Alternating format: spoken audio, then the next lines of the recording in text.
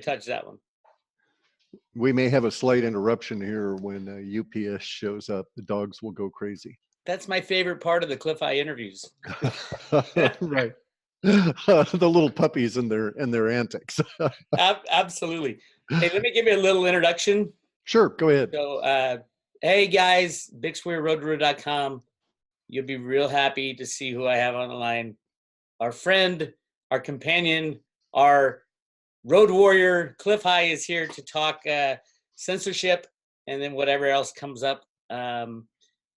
On the road to Ruta, we've been destroyed not destroyed. I mean, it was just an additional income for the road to Ruta, which has been pretty much 60 to 70% taken away.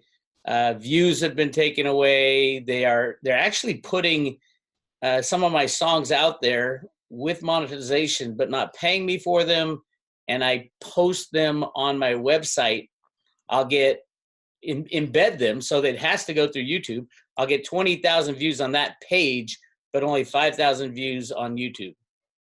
So right. And I've often wondered why there isn't a creators consortium that funds attorneys and accountants to insist on auditing Google and YouTube money transfers. To hell with the views and stuff other than their impact on the monetary transfer, right? Because I'm quite convinced that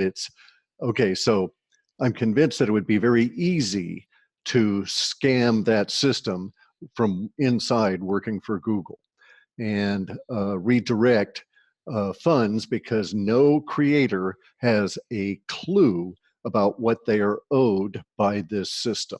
Same thing to a certain extent is true with Amazon, but Amazon, for their associates, does have an accounting process that at least is addressable, if not 100% open from our perspective. Now, I can see why Google and YouTube wouldn't want to mess with 500,000 or however many effective creators there are, banging on their door, each wanting to audit their individual records just to see, right? But I can certainly see that those same 500,000 or however many there are could pool together their resources to fund some very savage attorneys and accountants that would have a vested interest, say a percentage of the recovered funds, in auditing the process at Google and YouTube in terms of money distribution and earned income. I agree with you, Bix. The numbers are way down. And what's even more irritating is the non-transparency as to why and what. Okay, so I track the YouTube algorithm and how it works. And I'm aware that, and also Twitter and so on, there's a few of the social media that I'm on. And so I'll track the metrics there because I'm interested in the numbers.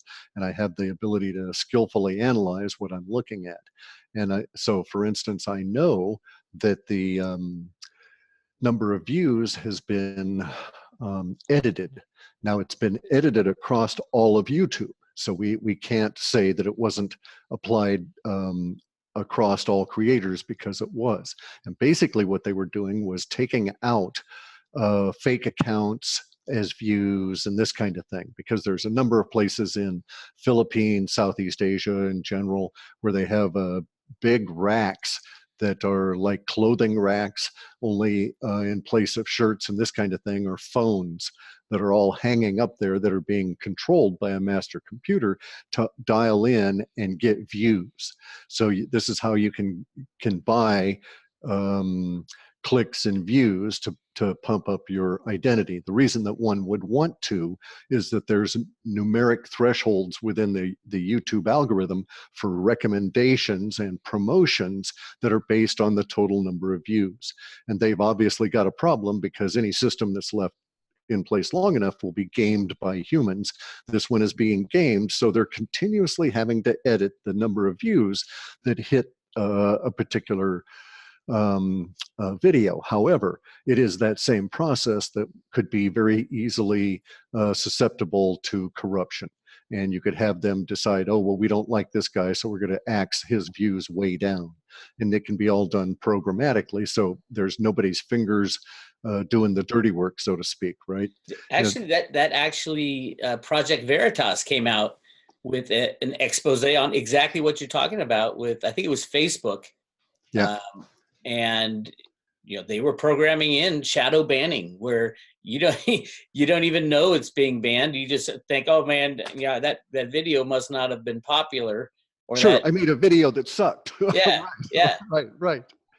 Yeah, it's a terrible process too, because from a creator's viewpoint, because there is no transparency and there's no feedback.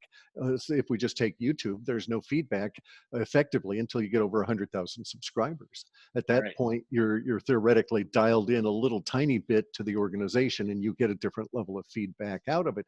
But nonetheless, other than the analytics, that's all you've got. So you don't know why things are happening to you, and so you make creative decisions based on the real world in which you're living in, unaware that the environment is being manipulated by others for their own agenda, and whether or not that agenda is against you, so to speak, is sort of immaterial, because you're just not aware of it. So you're going to react to these things, and you're going to think, oh, well, I made a crappy video and did X, Y, Z, and it may have been a great video, but and so you don't get that positive feedback, and you're into this other aspect of censorship, which is how it alters all of our behavior all of the time, because we're making we're making good decisions on corrupt data, on bad data. And so, And go then ahead. there's the overt demonetization, banning of videos, things like that, which also modifies what I'm going to say, what I'm going to write in my comments. And I mean, that is so obvious. I mean, they don't even hide that one. I just got a video that was it was more than demonetized. It was basically taken down, and all I was talking about was Julian Assange's arrest. They didn't want anybody to discuss that, because I was talking about, well, he obviously had a what do they call it, a contingency plan if he got knocked off or arrested, to release data in various places. And I'm talking about that, and they don't want that information out there, so they literally cut off my video. Then I did the same video with different titles and no Julian Assange in the name, and it went through. Right. It's a damn good algorithm, guy. And so here's another aspect of that. Okay. So I noticed this within the woo-woo world. When certain live streams were going on. Okay, so I'm watching like Dark Journalist, and he's got a whole long series of live streams. I don't know how many episodes he's got into these. And just because I've watched a number of them, I'm familiar with the timing and this kind of thing within how YouTube does things. If you happen to come into a live stream at the very end, they keep that stream open for you, even though what they're doing in the back end is they're processing that video for what then goes into a normal upload, because the live stream is ended. So you might come in the last 5 minutes and decide to move your cursor all the way back to the beginning, and they will allow you to watch that buffer, that whole live stream again. But if you bomb out of that window, decide you're going to just go over and re-click on it on the YouTube side within that channel, not as a live stream, but having been uploaded, you can see that there's a time gap between the end of the live stream and the availability of it within the normal YouTube parameters. That time gap is what they call processing. That processing is where they run their algorithms over everything that's said and the visuals, and they hunt for copyrights violations and this kind of thing, as well as any other aspect of it that they don't like. And I've noticed that there are creators who get to certain subjects, and all of a sudden the processing time balloons way out. It's like 3 and 4 times what is usual for that creator on that subject. And so I can apply these kind of metrics very finely, because I know the context of Dark Journalist. I know the language he's using and the subjects he's covering, usually UFOs. And I noticed that on some of his videos, the processing time would triple or quadruple between the shutoff of the live stream and the availability on YouTube. And this is independent of, to some extent, the amount of volume that YouTube is doing at their scale of stuff coming on in. In other words, it's not his extra long video that's making it lag because they're processing, his video is not the straw that broke the camel's back and slowed everybody down. We know that they're processing 500 or more actual minutes of video every elapsed minute.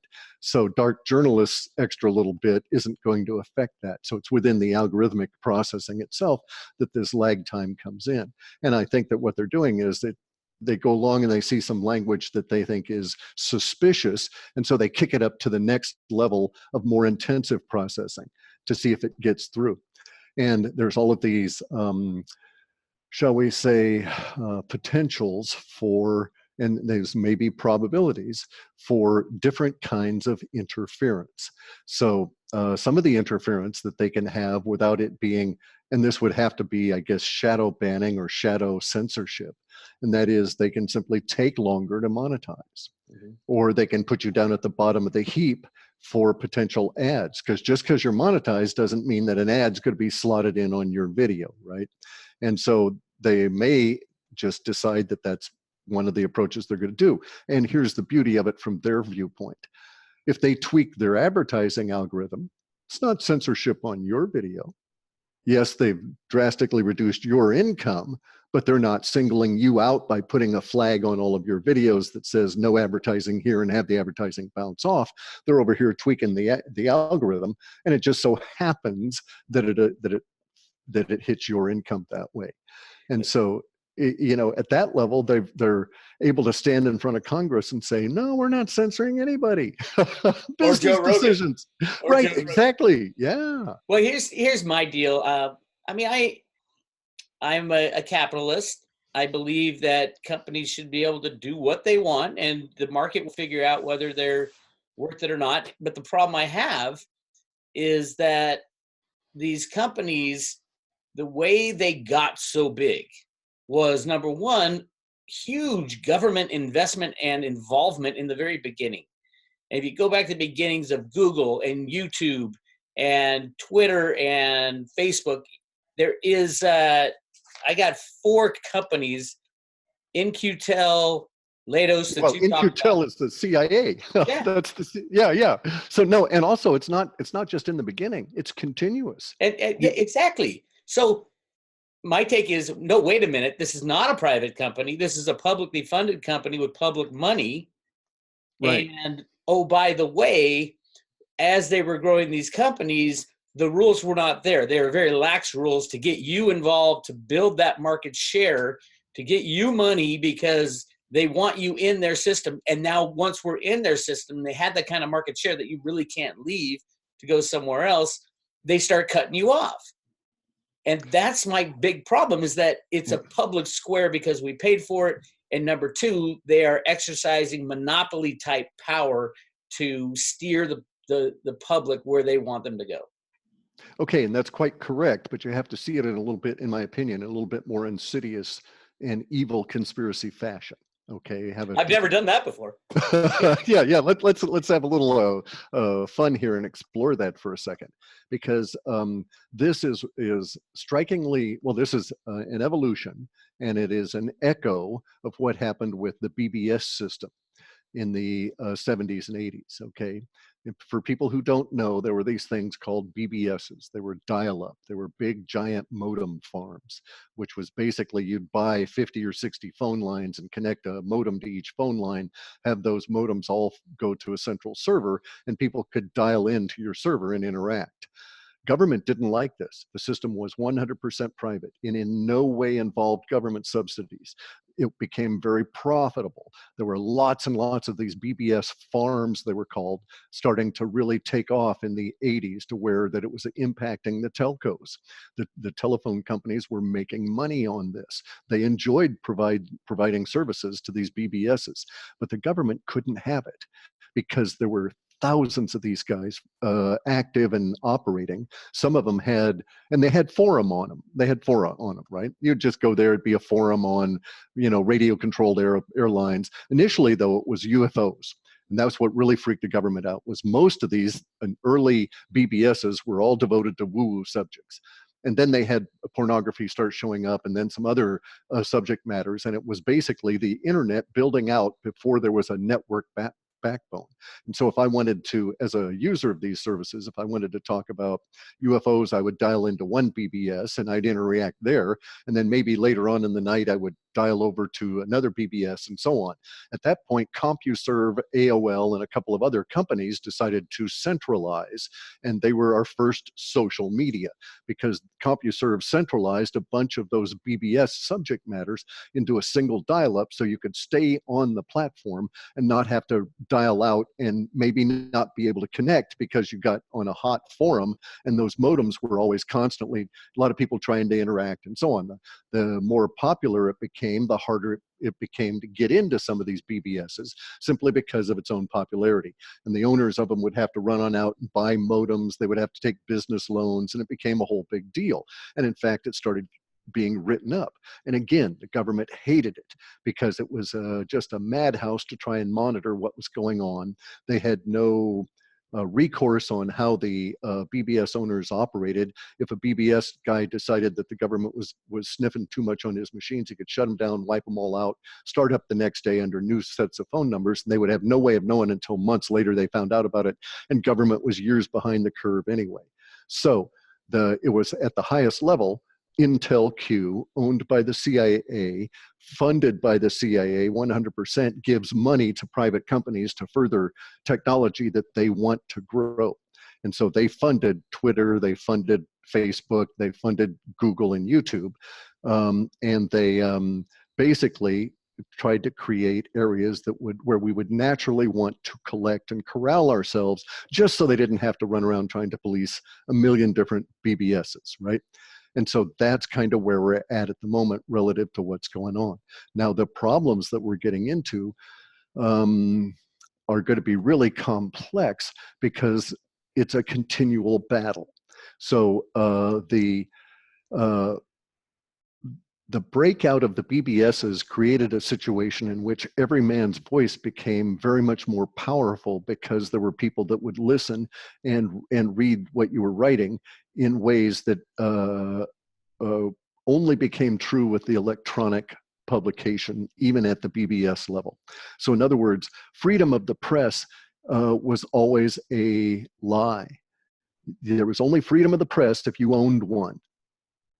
Right? If you didn't own a press, you had no freedom of press. There were gatekeepers all the way along, and government loved that. Once BBSs came through, once computers came through, they had to do something, because all of a sudden it was electronic publishing, even at that crude level, that got them all kinds of audiences. They knew that they wouldn't be able to control this. Politics was getting out of hand. And so then the internet comes in, and then it takes a number of years for us to build up to this point where we're at now. And now we're in kind of a weird battle relative to the situation with concentration and censorship. Okay, and you're talking about you're censoring yourself, and that's how it's impacted me. So I had some code that I'd written in the maybe started on it maybe 99 and worked on it through like 2005 or something.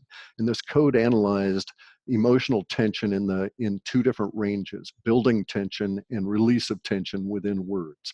And it would chart this stuff, and it produced some very interesting charts. And I used it for a number of years, and then things started changing, and it was too hard to maintain. The computer operating systems started changing. Some of the libraries I was using fell out of favor, and I couldn't get them to work on new versions of Windows, and I just dropped it essentially anyway, because it didn't add economic value to what I was doing. However, I recreated that software and rewrote it here recently in Python, and was shocked to run and I recreated, even though it was a 20 plus year old C code, and I hadn't even commented it. I was quite able to figure it all out. It had my original lambda calculus functions, one-liners we used to call them, unpacked them, put them in Python code, validated it all, went through all kinds of debugging, ran it against old data set metrics, and it behaved as that old program did. It recreated the chart relative to pixel placement 100%. And so I knew that I was good with the code. And then I ran it against live data, and was quite shocked. Your current data? Exactly. I ran it against live web scraping data, correct. Current data that's just been extracting now. Because of what Python does, I could eliminate thousands of lines of C code and thousands of lines of Perl processing code and put it in Python in like 145 lines, because there are these libraries that you can get that allow you to do all different kinds of natural language processing comparison with 1 or 2 lines of code, as opposed to the hundreds of lines that I had to actually do in the past. So I was able to recreate it, and I built in a web scraper function for a test suite and glued the old charting program to that web scraper function, or web scraper program. So it's gathering data in real time and then provides charts occasionally. And so I ran this, and as I say, I was somewhat shocked because what I was getting out of it, and that's why I went back and ran this software against old metrics and had it use the old data sets and see if it could recreate the charts, which it did, because the charts it's creating now would be basically useless to me. And the reason that they're useless to me has nothing to do with the charting or the web scraping or the language processing. It has to do with the nature of the language itself that's being expressed. And so I find that basically what I've run into is that on the places that I used to count on very free-flowing, emotionally active text continuously, like Twitter, which I love Twitter because you can get the feed in real time, and there's hundreds of, potentially over 100 million people in there doing stuff all the time. So you get a lot of words out of it. And it's like flat. Well, it's not flat. In fact, it's the reverse of flat. It would be better for me if it had flattened out. So let me explain. Basically, my old program took a huge amount of data, and it found out where, and if we looked at that data from emotions, it would be on sort of a bell curve.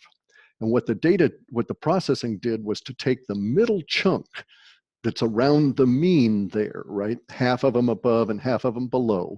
And it would take the middle chunk of data, and we would use that middle chunk as our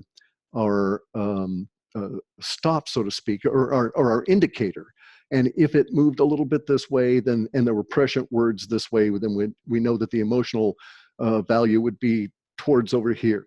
If that middle chunk moved over this way a little bit and towards these emotions, then we know that this would be happening, building or release of tension, fundamentally.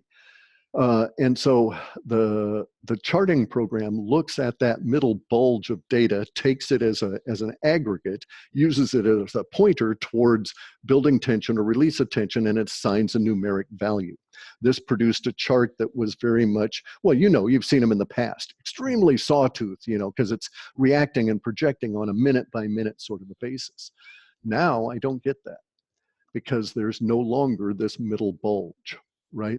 Instead, what I see is the tendency of language to concentrate in this weird sort of a camel's two-humped camel kind of a thing in terms of what it looks like.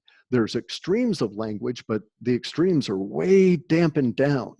And language itself has built itself into these two humps that are about half the size of the overall bulge as it should be. And so what's happening, and I know this to be the case, is that people on Twitter are self-censoring. People on Facebook get a lot of data off of Facebook, get a lot of data off the comments on YouTube, and they're very much self-censoring because they're afraid of being kicked off. So that has flattened the emotional range that I used to work on and added no value to that flattening process, right?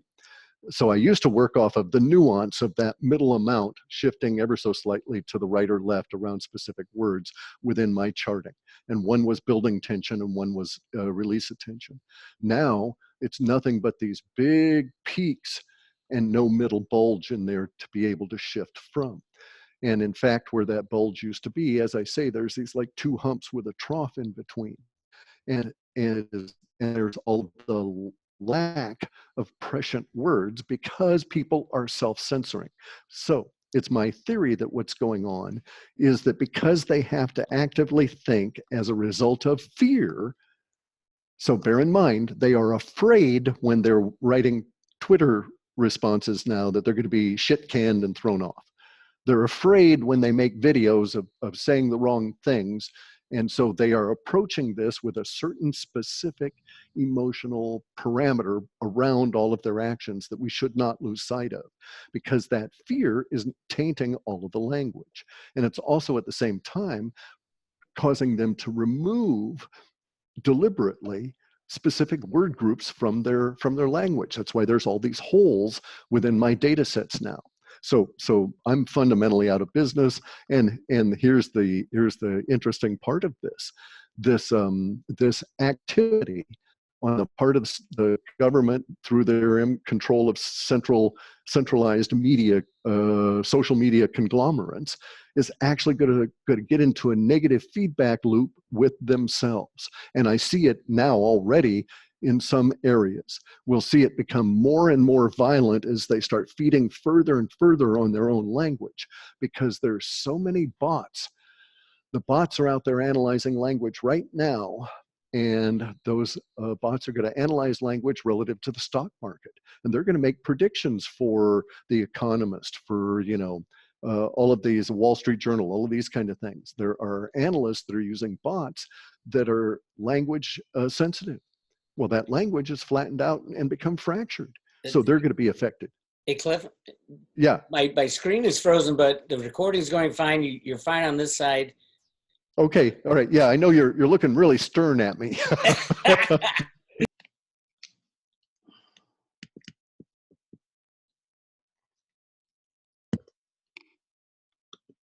I don't know what's going on. I sent you a link a while ago. I guess it never went through. Yeah, I just now received this one. Oh, okay. Hi, Cliff. Hey, guy. You're looking better. You were looking at me so fierce when you froze. I was like waving at myself. I'm like, why am I not moving? Yeah, I thought we were maybe going to come to blows. Yeah, really. No, let me pick up. I loved what you're talking about, and I'm really interested to see kind of what this will lead to. When we left, it was you were talking about the shape of the data, and because everybody's censoring their language, all the bots are going to start getting into a negative feedback loop. And then you start talking about the stock market. I would love to know what the bots are going to do with that. Okay, well, see, there's the rub. There's two major influences on. Okay, so there's two major channels of analytic bots, okay, that are doing what can be called natural language processing. All right, so as opposed to text analytics, there's a difference in how you process language and determine information from it. In one sense, natural language processing, you try and write a software program that can take action based on an interpretation of the content of the language. Whereas in text analytics, you just basically add up the number of words to see if people are getting excited, that kind of thing. So in the natural language processing, that's the holy grail of AI relative to language, which would be to have a computer that actually understood, and that is to say, could respond appropriately to the subtext that we all pick up within language. Anyway, though, so there's a lot of bots out there that are pushing the envelope continuously on this understanding, joining of machine learning and human use of language. Those areas where this occurs the most, the primary one is Wall Street. And there's two sets of interactions that occur relative to that. Okay, so we should just say like Wall Street and the elite in general. In one sense, they're using bots to try and game the stock market by predicting at a linguistic level what's going to occur around stocks, just the way I tried to do back in the 90s with my system before I got diverted. And they're having some level of success there, but they're running it up against all kinds of technical issues, one of which now is that everybody is self-censoring. And so the emotions all around the internet that these bots eat up in order to provide a hint at some level of activity are flattening out. The range of their activities, the range of their senses within the software is shrinking because the language itself is shrinking. We all find ourselves restricting our language online so as not to run afoul of the authorities. Now, this is predictably going to cause a couple of different responses, one of which is the bots feeding on themselves. Now, there's another aspect of this, and that is that there are whole there's a whole business class of aggregation services which employ bots. So you can think of like Drudge Report as an aggregation service, right? And so Drudge Report might employ a bot to look for specific language in order to decide which stories that appear on the internet to aggregate in this overall service. A subset of the aggregation service are those news spew bots that read up a bunch of stuff and create stories in order to put on a web page in order to drive advertising to try and get clicks to it. And so they're basically writing things. A subset of that are the editorial bots that do the same kind of thing for major newspapers. And the problem is that they all live by sucking off of this finite number of sources: Twitter, Facebook, and YouTube to a certain extent on the comments. That finite number of sources is self-censoring, and so they're going to get into a feedback loop because those bots that are writing stories and doing editorial content and are directing stock market guesses as to direction are all seeking the same thing, which is they're seeking the extreme points of language because they're not sophisticated enough at this point to do any nuance in between. And so as the extreme, as we self-censor, a curious effect occurs that we very carefully pick out the language we want to use. In our fear, we put a certain layer of that fear in the language we choose, because we'll choose, anxiety as a word over, as opposed to using exhilaration to express what we think is the same level of energy. That's a poor example because they're not really affiliated that way, but we'll start choosing language that shades towards fear, which is going to be eaten up by these bots that are looking exactly for emotional extremes from which to make decisions. And so they're going to get into this loop, which it's being created by the major aggregators themselves, which is the aggregators of human attention, the social media sites. And it's now, as a side effect of that, there's new things that are going on that are going to be technical. And so this is going to be very good for blockchain and cryptocurrencies at a huge level beyond anybody's understanding at this point. One of the things is that this whole censorship issue has brought a radical shift in online streaming, not for old farts like you, okay, but for the people that do things on Twitch, for the people that look on YouTube for very specific categories. They're now moving over to D-Line. They're doing it because PewDiePie moved. Is D-Line, is that DTube? Is that the same? No, D-Line is this other blockchain-based system, D-Line.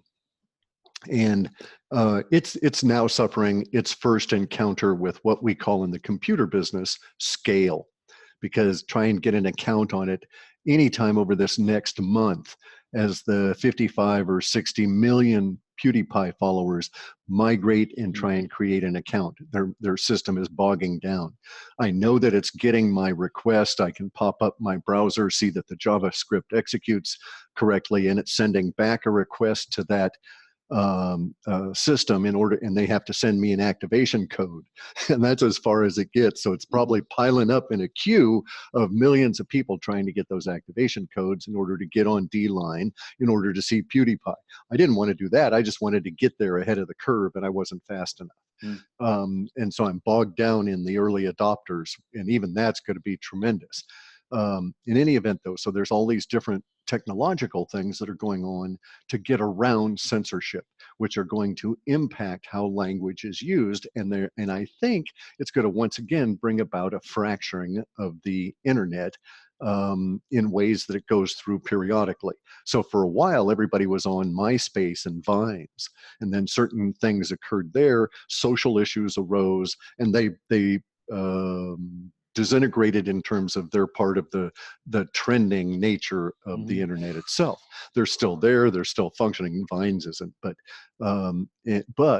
they and they're still serving a purpose, but they're no longer on that exponential growth curve that had been dominated by the big social media. Now the social medias are going to start being eroded from the outside. And I think this is going to occur in a very nice distributed way, in the sense that a lot of people will move to D-line. People like myself will invent new ways of expressing live stream and stored videos from our own websites, like Alex Jones is doing, right?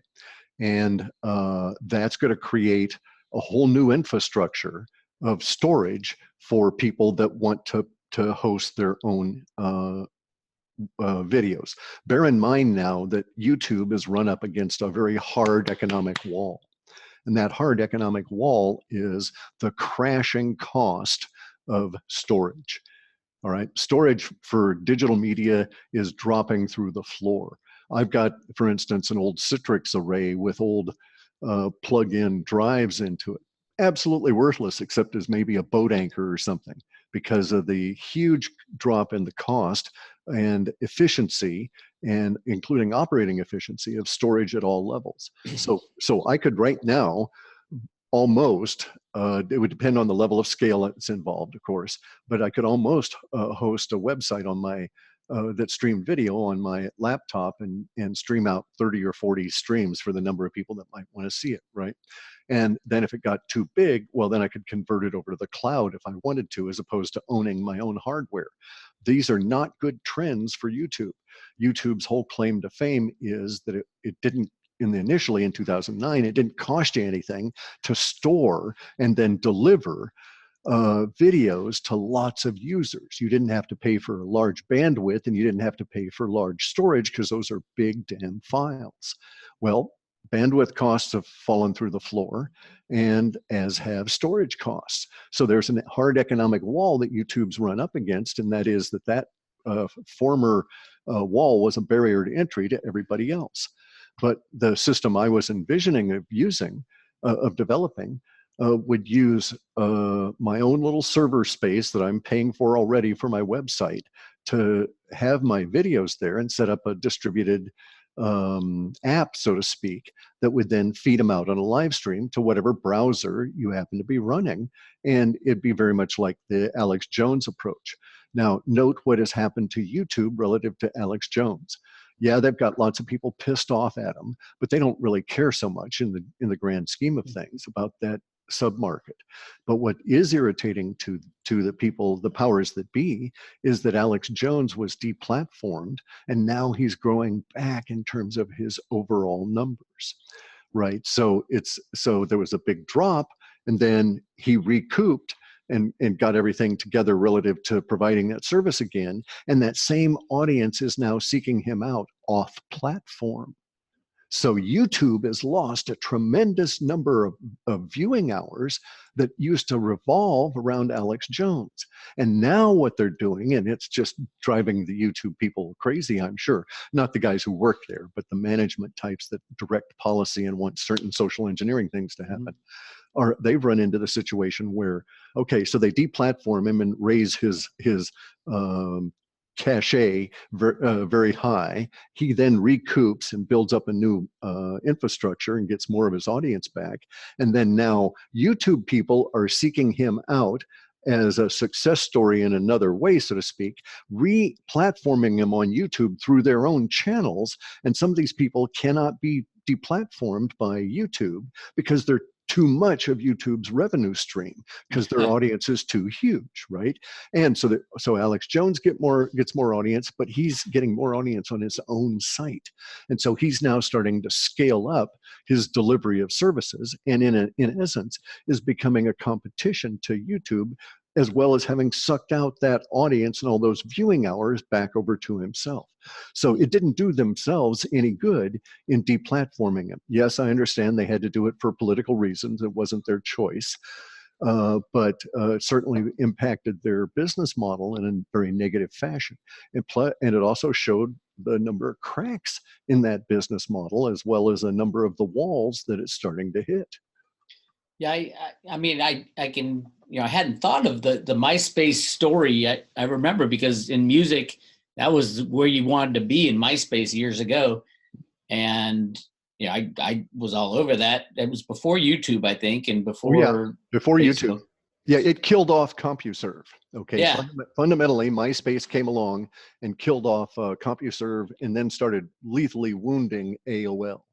And from that point on, those two dived. Yeah, I was surprised at how fast MySpace went from being just the hottest thing in the world to nobody's on that anymore. Right. And it's still, but they still have millions in terms of audience, right? And this is the way it works. Do they now? Oh yeah. MySpace? Oh yeah. Oh yeah. They've become, they fulfill a service. Okay, so one of the hottest search engines ever is still alive, and hardly anybody ever uses it, and that's Northern Light.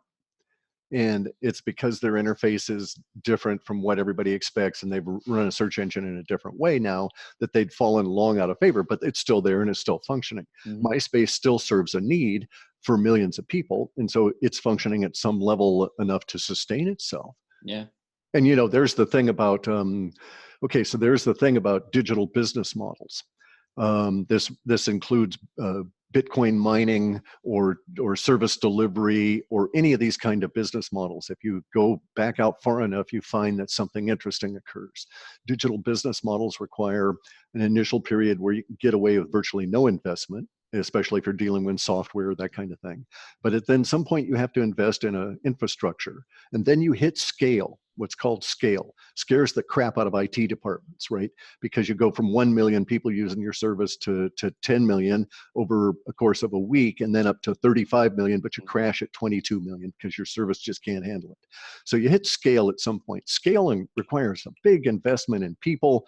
It requires a big investment in hardware. And then at some point, you either succumb to the issue of scale or you overcome it as a business. If you overcome it, you reach this nice plateau for a while where you can have measured response to scale. You can anticipate how much you're going to have to spend, how many people you're going to have to hire. You can manage it. It fits into nice little charts and graphs as to what you're going on. And you know that you've overcome the existential crises that go along with scale, so you know that you're going to start making money and it's sort of golden. Now, the issues of scale, though, drive all of the functions of the internet also in the reverse, and that is that scale can go away from you virtually overnight in a business fashion, leaving you in a niche market.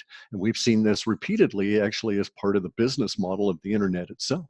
That once you get on and established, you either get to a certain point and achieve your scale, or you start fading away relative to that, and you have to decide you're going to live in a niche market or not. Mm-hmm. Very interesting. Hey, I wanted to ask you about, you had tweeted and I think you sent an email about the temporal markers for the 3 Bitcoin weekends. Yeah. Is that still in the offering these days, or? That's what I've got to.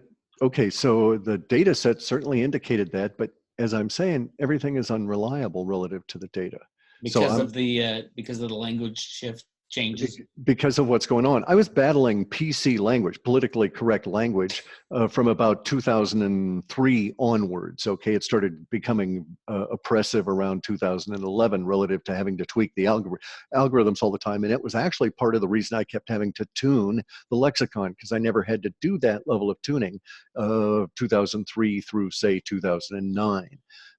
And then it started becoming maybe institutionalized to the point where every time I did a run, I would have to go through and reset all these emotional values on words, because they were tweaking and doing emotional engineering and altering the flow of the language as we were going through.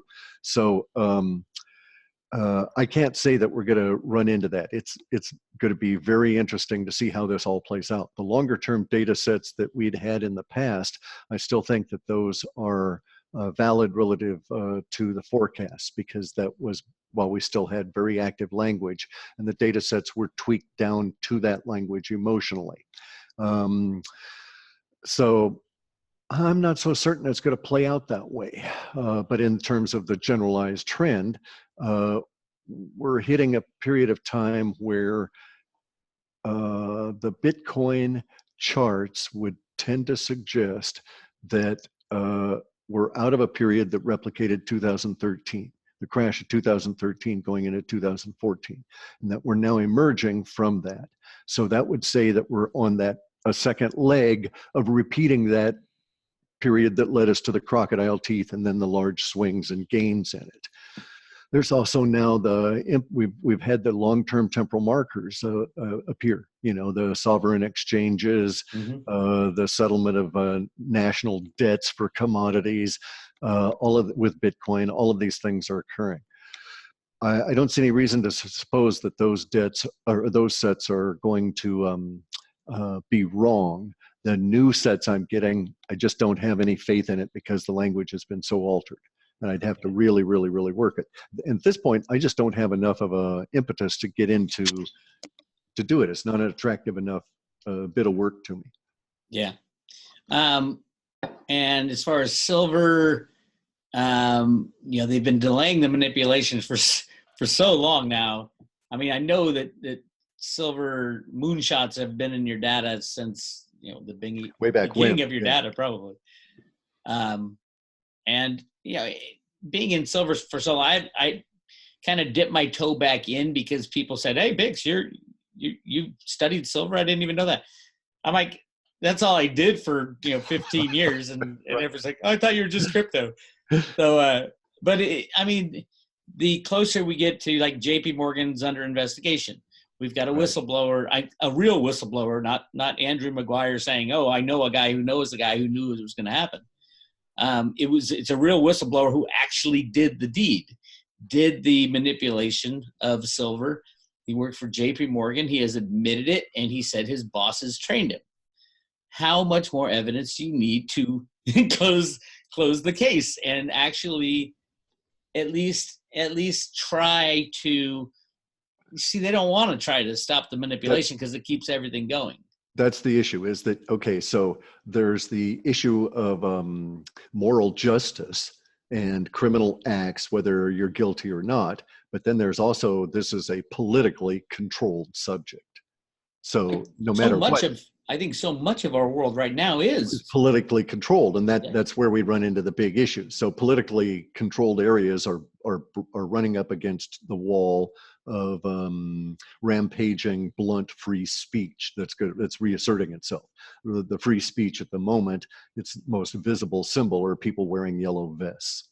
Okay. I heard England, the UK is now picking up the yellow vests with the new and a new petrol tax.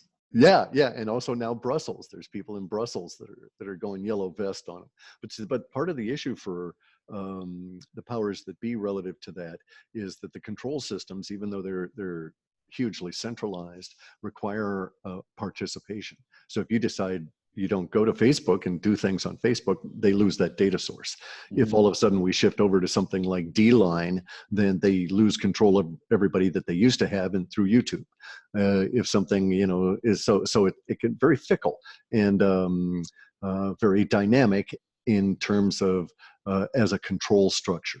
And so that's one of the things about the digital world that we're in now, is that the decentralization is going to continue, I think, to the point where the powers that be are always barely hanging on in their ability to stay one step ahead of what's going on. You know, it takes so little in terms of the processing power now and even education to be able to crank out a totally disruptive new technology. Oh, yeah. You know, and so like YouTube is vulnerable to decentralized versions of it. With cloud computing, there's all different kinds of ways to get around running into scale, and instantly you'd still end up having to put money into a business if you set up something. But with cloud computing, you can run some level of it off of that. And under the circumstances, but anyway, getting back to silver is something I wanted to point out before we get off subject there. The silver sets had that very interesting join to the science context sets, right? It was a very, what I used to think of as a hard join, where the transitional language set that joined the silver set with the science set, that narrow subset within the Venn diagram kept growing and hardening over time as in terms of reappearance. And so I was always looking for a cross link between the temporal markers of those two sets. And for a long time, we got nothing out of the science set. But the end of last year and then this year, we've just been popping off temporal markers like mad. Everything, all the space-related stuff, the technology-related stuff, a lot of the quantum linking stuff, and these were all large areas of temporal markers to that curious set about silver and a unique property of a subset of silver, of a second type, an isotope of silver, relative to the transmission of electricity. And I think we're probably within this year going to see that occur. And remember, that's going to create, at least in terms of the long-term data sets, a quest to buy silver just to see if it has some of the naturally occurring secondary isotope of silver, and then they would, you know, remint or whatever the regular silver. I'm certain there's also going to be attempts to technologically convert the massive silver type 1 into silver type 2. I don't know how soon that will be successful, but I think ultimately it will. Now, I've seen 2 temporal markers that were specifically along the way to that unique property of silver subset. One of them recently has been this discussion in science papers out of Hong Kong or Singapore. I can't remember which one at the moment. And within that, the papers they're citing are showing success in doing just what we had in the data sets suggested was the goal of all of the we're locking up. There we go. Of all of the silver sets, which was the ability to control electricity passing over the surface of silver. We're getting away from the concept that electricity goes through the middle of the copper wire. Mm-hmm. And we now know it's all a surface effect around the outside of the copper, and you get a different surface effect if you do these certain things with silver. And so these guys in China, or Singapore, like I say, I can't remember which one, did some science analysis and came up with the metrics and how you do it and so on for control of an electric field as it passes over the surface of this silver grid. And so once that is basically commoditized, then you should be able to take silver and I don't want to say aerosolize, but in some manner, separate it out into lots of little particles and then apply those to plastics, put them in paint, all of this different kind of stuff for making new forms of conductive wear, so to speak, right? And so that was in your data, right? Correct. And so once we reach that point where when we've got that commoditization, then we can say that temporal marker is 100% fulfilled, but we should see others that are pointing right at silver at that point. So to me, the question is, the only question left is, can they continue to rig it? I mean, they've been able to rig it for I probably over 100 years, but price-wise, since the invention of computers and the invention of derivatives, they've been able to control silver. I mean, right now, that everybody's talking about a silver shortage. We've heard it so many times before, and silver's at lower than production cost. It's below $15 an ounce now. Can they do it? Can they continue? I mean, from my side, I don't think if the good guys win, I think one of the ways to take out the bad guys was always having the silver price go so high to take, and I think that's what they tried to do in 2008 with Bear Stearns and right. Obviously JP Morgan took it over, but now JP Morgan's on the hot seat with silver again, and I don't see anybody else who would be willing to take it over and continue the rig job. It's curious though as to, okay, so the issue of silver at the moment is that we're seeing actually a slacking in industrial demand for it. Cell phones, the sales are down, right? And but isn't the newer technologies I mean, they're talking with the Green Deal and all the solar panels they want to.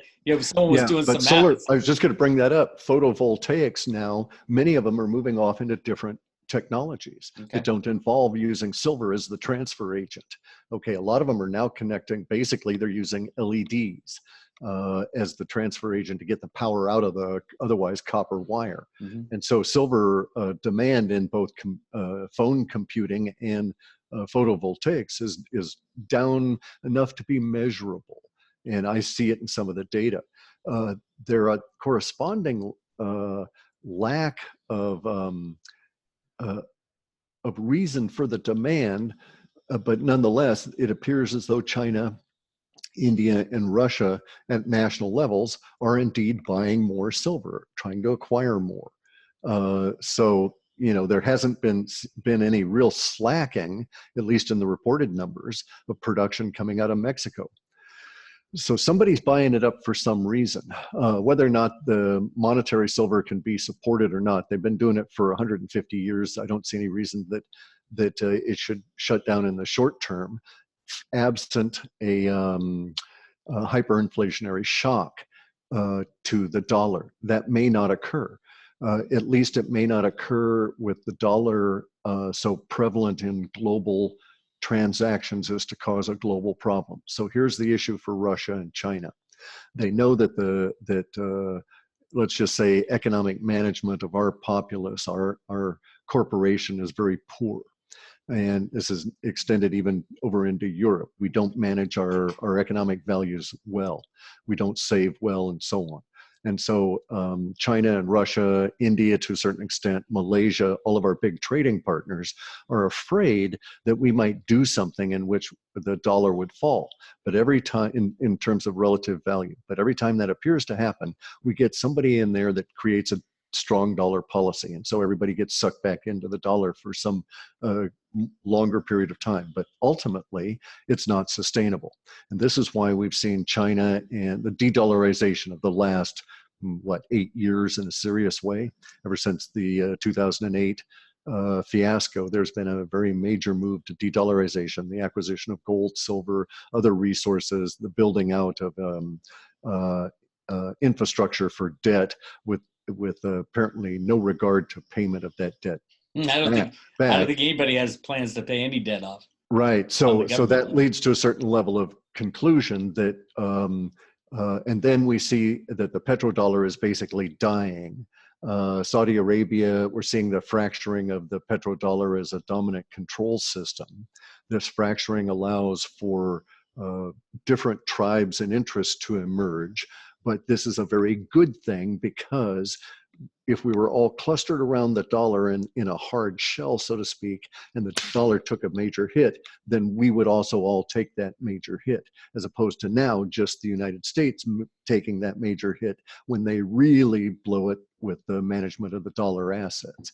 Now with Russia and China trading in other currencies, India, China, the whole loose or distributed stuff is much more resilient than the petrodollar system that we used to have. So this is good. It is also good for the US, because it means that as the US backs out of empire level commitments because of our economic crash or our economic degradation due to demographics and all the different other kinds of issues over these next 15 years, as we back out of those empire obligations, we won't be consumed. We won't be eaten up by the outer greater world, because they'll be able to function without us. And so it won't be a case of like Rome was essentially chewed away and consumed because it was the only source of resources, because they had so moved physical resources into Rome that when the growing Germanic Empire required, the Huns required a trading vehicle, gold, there was only one place they could get it, because it had all been concentrated in Rome. So they had to invade Rome basically to get gold to run their own empire. And we don't face that kind of centralization issue now. It's starting to seriously erode. So at that point, so relative to that, I'm somewhat optimistic. And we see a lot of different actions of support for the whole digital currency thing. So as the petrodollar erodes in global importance, we see the natural rise of the cryptocurrencies, which was long seen in the transition phase of the data sets. And so I see no reason to presuppose that sci-fi world forecasts were not correct. I think they are correct. And that over these next 3 years, we'll see the emergence of the ice age, the forcing of realism onto the species due to weather concerns and other resource issues. And then the emergence throughout that period of time of compensating technological approaches to this. Do you see a kind of a mixed bag of cryptocurrencies being adopted and utilized, or does it get more concentrated? It's a churn. Okay, cryptocurrency is a technology. It's not a state of being. It's not issued fiat. Mm-hmm. It's technology. It's going to evolve. We may get to the point where we have, cryptocurrency with embedded AI in it, where it'll ask you certain questions and have some predetermined algorithm that says, no, I don't want you to spend me now. I don't know. But I'm quite certain that the technology itself will evolve. And so it'll always be a race. Bitcoin will, I think, hold value as a preeminent store of value because that's what we've all decided it is, not because of any inherent difference between it. It's a slow, sluggish kind of thing relative to a lot of the currencies, but we've all decided it's the storehouse of value. And so until we all change our mind, it shall be that. Mm-hmm. But, all these other cryptocurrencies run the risk of being supplanted in their use case by new technology. It's just the nature of what happens. Okay. So I wouldn't expect anything other than a stew of those to constantly churn out, Guy. Yeah. So it's you either keep improving. For example, if you're one of the the top 50 cryptos, you keep improving your product. You're keep improving your support, service, your offerings. I'm a big fan of Litecoin because I think as the banks wobble, and I do think we're going to see a bank wobble again. I think the meeting the other day with the 7 CEOs of the big banks with Maxine Waters at the helm, it was amazing to me. I thought it would be chaotic. It was a planned thing that they wouldn't go crazy on them because I think they're going to bring them back really soon when the banks start to wobble. Say Deutsche Bank goes down or stumbles, and Brexit hits and all this stuff happens.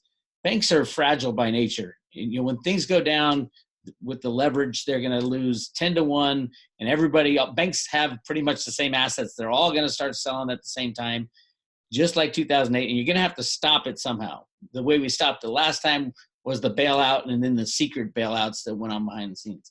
Yeah, but you have to look at all that stuff that's going on there as theater, okay? Right. I'm sorry about that, but the banksters they're grilling aren't going to get trashed by any of these people now or in the future because they own those people, right? Absolutely. They bribed all of the politicians to get where they're at anyway. These people are all in bed with each other. So this is all a show for public interest. And so you have to wonder what message is being communicated out to the public, but that's really the only import you can put to this. I don't think there will be any action coming out as a result of it. But you're correct, I think, about the nature of the banking system at that level. But again, I'm seeing this now as a political subject. So Brexit, for instance, Brexit going to happen? We thought Brexit was a done deal when the majority of people in the country voted for it, right? Well, yeah, it was supposed to be, yeah. Right. How many years are we into it now? With what was the big accomplishment so far? Yet another 6-month extension. Yet another can down the road. Correct. Well, I mean, from the derivative standpoint, they didn't solve anything. It would have thrown a multi-trillion, quadrillion dollar market into chaos. They can't do it. Otherwise, you're going to see the end of everything. There's the issue, right? And see, this is the point that we're approaching now. It would end everything if the people of England or UK had voted to exit, and then they had actually, insisted the politicians do it, and they just ended it. Screw you guys, no payments, nothing, right? So what happened was an excuse was invented to delay the process, which was this wrangling over all of the money, which allowed them to redirect the flow of energy and words back into the population about the fear of Brexit and try and build up a case that, oh my God, we can't do this, and second thoughts, buyer's remorse in essence, right? And so everybody would re-vote and it would go down. Well, it didn't happen. The Brexit community is still strong. They got irritated, and so they're still having to kick the can down the road and so on. But the real issues, the existence of the strings at the economic level, the derivative level, have not changed. And so if an exit occurs, it does not matter whether there's, a no deal, a partial deal, or a half-ass deal, or, a kiss on the cheek and thank you very much kind of a deal, right? Who knows? But the derivative guys, with the interconnection of the banks, all of those economic ties are theoretically at risk of this separation, but there was never, we have to acknowledge, any real joining to begin with. It was all an empire sucking in resources, right? And that build the empire to build up Brussels. So you can ask yourself, what had Britain ever gotten from the European community? And they may lay out all different kinds. They may have a list of 1,000 items, real easy. In terms of how Britain was made better. But economically, all of these years there's been the illusion of prosperity that was propped up by debt. Now the Greater Britain is in a deeper debt hole as a result of having been part of the European experiment. And if they exit, they are poorer for the process. And this is ultimately what it comes down to, the choice for Britain now and in the future. Take the hit, step out of the illusion, and understand that you've had resources sucked away from you for this period of time, that you are going to have to work hard to recover, and then face reality. Or figure out some way to not exit, simply to maintain the illusion that there is prosperity, because there will be that continuation of the debt cycle. The problem that the powers that be face is that the debt cycle itself is running into an issue to where it's not as attractive and isn't drawing those people in, and that debt cycle itself is not sustainable. That's what's going on with the petrodollar. It's the same debt cycle all the way around at a larger level. It's not sustainable, that everybody's fracturing away. It's a dollar exit, a Dexit, right? And it's happening at all levels of the social order because they're all based on that debt and the illusion. And now I find that it's running into the final extreme of hitting the language. We got to go through it at some point. The issue, I think, is, will we go through it in a couple of very large crashes that lead to a huge depression? Or are we just going to go through a crumbling period over the next 20 years where this sector crashes this month and then that sector the next month, and we sort of limp along a little further, and there's buildup and technology to replace it and these kind of things. The data for sci-fi world suggested that was what was going to occur, at least for the next 3 years. Would it be, I have all your reports going back to, I don't even want to say how many years. I think I heard of you at a GATA conference in like 2002. A guy said, hey, I got this guy. These reports are real weird. I call them the weirdness report. So that's how I got introduced to you, Clif. And then somewhere along the line, we started talking. But would it be helpful to go through the old report? Since it's hard to tell, like with new reports, would it be helpful to go through the old reports and say, what is it that the old reports were saying about this time period now? Things have changed with the language, but not necessarily not necessarily with the forecast. Yeah, it might be useful to some extent, but I don't think it would be really, I don't think it would pay anyone for the time. Right. You'd get a very broad sense of what's going to go down, but I don't think you're going to get any finer degree of resolution. You wouldn't want to make decisions on anything you might read there. Yeah. Okay. I mean, look at how much things have progressed in terms of the chaos and the. Oh my God! I mean, there's so many web. It's funny because you read a report from back then, And when you're in the mode there, you say, no way, priests are going to be hauled away for pedophilia and all this. Yeah. No way all this stuff is going to happen. And then when you're in the middle of it, it's just like, it feels normal to some strange degree because there's so much more mixed up in it as Right, well. Right. And you've got to get up in the morning and drink your coffee and do all that kind of stuff during all of this chaos anyway. That's what people fail to understand about disasters, is there's still that need in the midst of all of these different kind of disasters to live a daily life. And that's why it sort of seems normal in spite of the fact that it's all surreal. Yeah. And you're in the mix instead of, right. With your reports, it was, here's a data point for this point in time. And then you live it and it's like, wow, this is, looking back, I love reading the old reports. I used to like do searches for all the old reports depending on what was going on.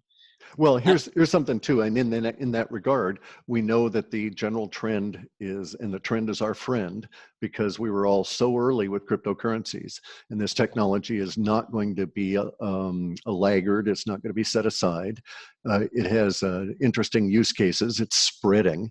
Even the other day, I bought a book on blockchain programming for Python coders. And it's very straightforward. And so, as the technological barriers come down, the number of ideas go up. And so for all of us, I think the long-term projections for all of that is pretty good. And I think 2019 into 2020 with the halving at Litecoin and the halving at Bitcoin will prove that case. And the rollout or bigger rollout of Lightning Network. Do you see anything about Lightning Network that comes into? I'm not a big fan of Lightning networks because they do things off chain. Right. Okay, so that being said, it's a point of vulnerability. It's going to be yet another point you have to put in investment to maintain integrity and so on. But once they get the technology perfected to the degree to where you can audit it and know what it's doing, and in fact it does protect itself, so to speak, then I don't see any reason that its adoption is going to slow that down. And Lightning Network does take the calculation burden off of the blockchain, right? Yeah. And that's a good thing. The storage part of it is a better use for the blockchain technology than to do the actual calculation component. I mean, I've got to say that blockchains are essentially a big append only, read continuously, never alter database. And so one of the things that really does slow them down is having to do a lot of the calculation intense part of it, which the Lightning Network does take off. And so the results within the blockchain, as long as you can reconcile them, I don't see any big issue. Do you think I've been of the opinion that because the core developers want, they're all about security.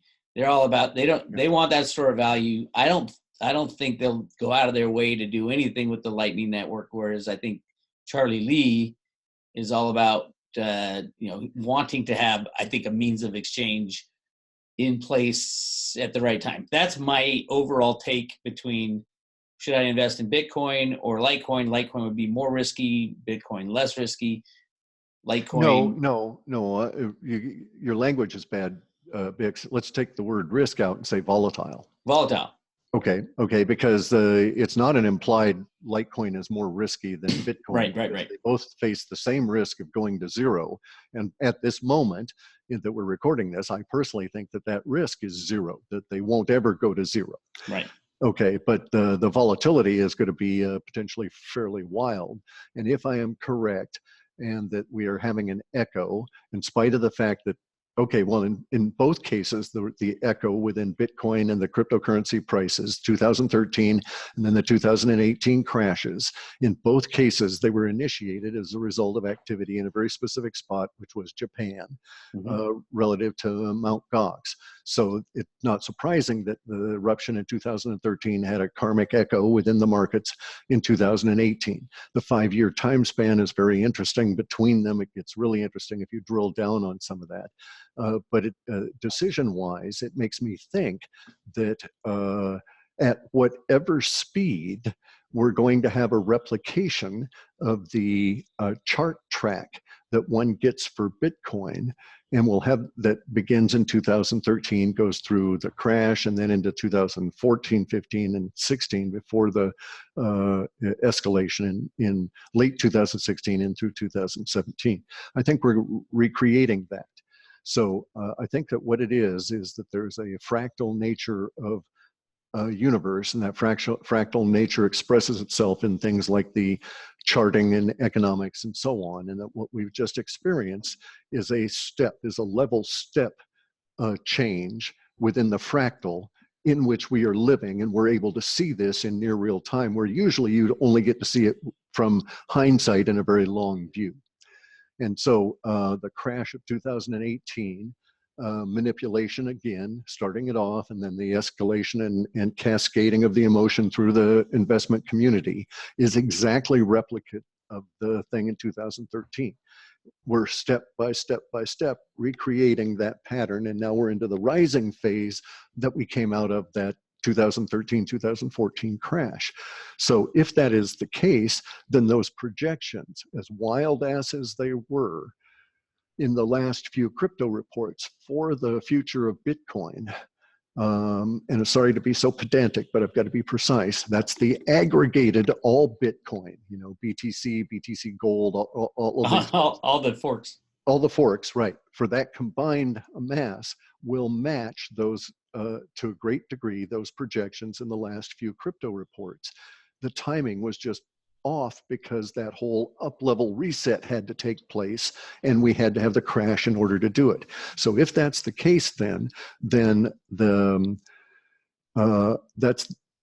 it's that thinking that supports that idea that the three 10% weekends are upcoming, probably in May and off into June. And if that appears, then I know exactly where we are on that cycle. Okay, it's the incept point of that cycle. So if we go through and we get the three 10% weekends, those will be defined by a move for Bitcoin that'll occur on noon Friday, Pacific Coast time, that will sustain a rise of 10% through the weekend until noon on Monday. That's all it has to do to meet that temporal marker. And then the next weekend, have another one that does another 10%. It may lose its gains during that week. The data doesn't speak to that. Mm-hmm. Just the two 10% gains, a gap, and then another one. I could have those numbers reversed, and it might be a 10% weekend, a gap, and then two. But there's going to be two consecutive weekends, each with the 10%. Those are at the beginning of yet another phase of crocodile teeth that was exactly duplicate of the time that we had 408 going through the 428 three cycles, right? So yeah. The action is the same within the last in those last data sets that I have some confidence in, but the trigger then was the 3 times through the 408 cycle. Here it's 3 weekends. So do you think, was it the same sets that had the $100,000 Bitcoin party? Correct. Now, if I'm not saying give me a price prediction with time or anything, would that, if it is a shift or an echo of what happened, would you see that as this December or next December? It was a December timeframe, right? Correct. It was well, okay, and see, there's the ambiguity and the confusion of the language. It was a holiday period, right? Right. And with everybody now referring to Christmas and so on as holidays, there's less differentiation within the data sets. Okay. See the word holiday appearing. However, I still am of the opinion that it would be December, and I would think it would be in the 2020 timeframe. Just saying this now relative to the halving of Bitcoin, yeah. Correct. Because when that occurs, you're going to get a major impetus up if it's already traveling up within that same crocodile teeth pattern replicated at the next highest level up because of the larger level of adoption and the fewer number of coins. Then I would suggest that we're on that track and we'd end up with them in 2020. Okay. I think also as we look at pricing of cryptocurrencies going forward, more and more information is coming out that these crypto exchanges don't have the coins that they say they do. I think that's a great thing for cryptocurrencies. If more of us speak out to the fact that they don't hold their customers' cryptos, I think you'll see, I'm hoping for less manipulation, but at least less coins to manipulate. If people pull their keys off the exchanges, keep them in their own possession. I mean, right now that I look at the No, but volume of Litecoin, there's no link there. Again, that's a political kind of a thing. There is political will to allow these exchanges to exist and do business as that's they true. Yeah. so they're being supported at that level. I keep coming back to that because it's basically a situation of, it's a political decision whether or not to enforce a particular law or regulation on the part of government, right? It may be that government lags in a lot of areas, but ultimately they get around to regulating because it's a source of income for them and a source of power. But at that point, then it's a decision as to what ones they actually do regulate and what laws they push forward. And we see that there's now a lot of the activity of the powers that be within the state seem to be pushing social engineering over justice, over practicality, over resource husbandry, and so on, in a way that makes one question what their goals might be. But I wouldn't see if everybody in all cryptodom were to remove their coins and actually hold their keys on their possession, and if we then created a blockchain that had only purpose was to validate you as a person, that you owned your own keys, and we just put it in there so that we could prove that all the bitcoins were off all the exchanges and all the ether was off the Ethereum network, and you could look at that blockchain to prove it, then maybe you might be able to affect some level of change within the industry as a whole. But obviously it's one of these situations where too many people are making money running rum for the authorities to shut down the rum runners, because there is a demand for it as well. Yeah, I think with on the regulator side, the CFTC and the SEC basically are the ones that are chiming in, and I find it very interesting that they throw down little crumbs, like they're saying cryptocurrencies shouldn't be taxed, shouldn't have capital gains tax attached to them, right? Which is huge for, they don't distinguish which ones, although they did say, I think they said Bitcoin, Litecoin, then they said Ethereum would not be counted as an ICO. It was originally an ICO, but because it's decentralized leadership now, it's not. All this stuff to me says they've made up their mind, the ones they're going to, pat on the head and say, these are good. The rest are kind of still up in the air. That may be an understanding at some level of middle management and that sort of thing. But again, you're not seeing this as a technology. So that's like saying that, oh, okay, these officials have blessed Betamax, whereas Betamax today, right? Yeah. Okay, so no, and so yeah, anybody deciding at a political level that one cryptocurrency or another is going to survive or thrive or whatever is missing the point. And although with the cryptocurrency, if we're going to use it as a currency, and if that is a plan at some level of government, it cannot be a capital gains taxable event every time you go buy a cup of coffee. Sure. I would grant you that that's perfectly correct, right? Is it going to be a situation, though, of de facto use by the population and then the government running along behind them trying to understand and keep up? This is what China seems to be getting into. China, and also now, from now on, we really need to recognize that if you're not talking about regulation in China, then you're leaving out most of the world, because most of the world is now going to be operating under Chinese regulation. Africa will, Central Europe or Central Asia, and now big chunks of Europe will all be operating under Chinese legal structure and regulation. So under the circumstances, China is going to decide at that level how difficult the population or the level of difficulty the population is going to have in dealing with individual cryptocurrencies. But the Chinese government is practical and realizes that it's not them dictating what cryptocurrencies exist or how they're actually used, that they know they're always falling following behind. This is why they're trying to get ahead of the curve, so to speak, with the AI, the constant camera presence, and all of this kind of thing, to sort of determine what the population might be doing that they want to clamp down on as it's doing, as opposed to having to run behind them and try and get ahead of them in order to clamp down on it, right? Yeah, yeah. One more question. Yeah. One of our favorite cryptocurrencies or tokens, Veritasium. All I see is Reggie working his ass off day in, day out. I see the price getting beat up, but there's very little that can be traded. There's only what 2.5 million coins out there, Right. and these exchanges are ridiculous. I could move the price Yeah. $10 in a blink of an eye. What's your take on?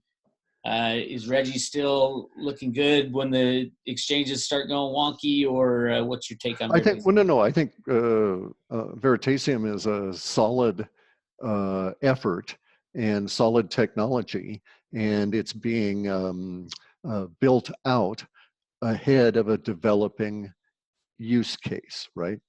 So it's, in a sense, it's like Reggie saw the need for popsicle sticks and started cutting lumber into their shape and stacking them up and storing them and perfecting the whole mechanism for making popsicle sticks. And then we see the burgeoning popsicle industry start reaching in for demand on this. So Reggie's or Veritasium's lag time in terms of energy or expression of its success is based on its particular approach to markets. Bear in mind that Reggie decided that Veritasium was going to approach the centralized financial markets and those kind of things, right? And so he ran into the issue where he had a superior technology, still does, and they were the bankers were putting their investment and stuff into Ripple. And so there was a slight conflict there, not very much though, but it forced Reggie to move off in different directions as Veritasium grew and the technology grew underneath Veritasium. Veritasium has some interesting first appearance advantage, one of which is in the decentralized exchange of assets and tokenization. And this is going to be the next meta layer for money on top of our civilization. And that's what all of this MMT, this modern money theory stuff is. Yeah. It's an attempt to envision and think about money in a way of the pan-global sci-fi world. What does money mean in that world? And one of the many things that people are churning is this MMT crap. Veritasium is an implementation in the real world of the supporting infrastructure for that new form of money as it is emerging. And so the decentralized nature of what he's doing, the level of infrastructure design, so to speak, of what he's doing are certainly going to be very successful. And again, the only issue at this point I see has been the 2018 crash in the cryptocurrency market, the necessary waning of generalized popular energy being put into that market and thus money reflecting that energy. And it just sagged everything out. So we just didn't have as much verbiage about Veritasium. However, in the meantime, Reggie's been working his ass off and they've been doing stuff on code that's pretty damn cool. Okay, so I had this thought once about how you could easily, now there's that book out in Python, you could easily write a smart contract for an automated auction with a reserve and specific not to be violated terms of delivery for almost anything with the Veritasium platform underneath it, so to speak, right? It's running on top of Ethereum, but Veritasium has certain interesting abilities. So I could attach a token, so to speak, to a boat. Say I had a kayak I wanted to sell. And I could put all the terms of my delivery, the minimum amount that I would accept, what coins, because obviously you'd have to do it in cryptocurrencies, and put all this into a contract and with a definitive time on it and launch it out on the network and then put some level of advertising into it in a couple of different ways. And I thought of a really cool way to do this. put out the advertising, get the word out. But in any event, so you launch this out there, and if it doesn't sell, you can have it built into the contract very easily, then notify all bidders that the reserve wasn't met, and the contract commits hara-kiri and disappears. And these kind of things are just going to be hugely invaluable because they take away an admittedly shrinking cost in the act of selling stuff, especially non-regular stuff. So if nowadays, if it doesn't fit into a shipping container, you've got a real problem in moving goods in a regular fashion, right? If you've got a big yacht, you'd have to saw it in half because it wouldn't fit into a shipping container. You're kind of screwed. But with this tokenization, the Veritasium platform, in terms of the ability to create autonomous, distributed, timed, self-aware contracts, it's like, all right, it cuts out the huge level of costs that are involved in printing and distributing all of that information to all of the prospective buyers. So you've separated in your business model the components of the sale into very manageable and very interesting discrete activities. Prepare the contract, how you want to sell it, put in the reserve and all of that, launch it out there. And then separate out the distribution of advertising that the contract is available. Because anybody that wants information about the contract can go and ask the contract and get that information directly from the contract itself, if you were smart enough, of course, to put it in there. And that you don't have to mess with interacting with all of those customers, potentially, where you're really only after the one that's going to buy your unique item, right? Absolutely. So marvelous technology, yeah. Okay. I don't have anything I want to sell. Yeah, I have a theory that the good cryptocurrencies that survive the shakeout and all that, from a valuation basis, just knowing cryptocurrency people, they could be searching for that old high. When things get really exciting, they can say, well, Bitcoin hit 20,000. That's kind of a marker. That's Litecoin the nature hit, of humans, right? Yeah. So you look at Veritasium, hit almost $500, as I recall. Right. A drop in the bucket. Yeah. Well, yeah, but I mean, and then you look at $15 today, and you're like, and only 2 million coins out there. Well, obviously Reggie's got the rest. He's smart enough to hang on to them. It's just such a no-brainer. And then I'm like, well, why isn't everybody buying at $15? Right. And see, here's something you could do too, would be to effectively take over control of the Veritasium market by buying up all of the coins and becoming a sole customer, so to speak, with Reggie. I wonder how many coins you could get off the exchanges. I would guess it's less than 100,000. Wouldn't have a clue. Couldn't factor that in. But I do know that there's major moves in political organizations, as we've discussed off camera, so to speak, relative to cryptocurrencies. Okay. And that major sovereign entities are getting into cryptocurrency business at various different levels. So the technology is finding its feet again relative to the political structure in which we have to survive. Now, admittedly, Satoshi brought out a technology that was supposed to doom the banks and take us back to honest dealing and so on, which it does.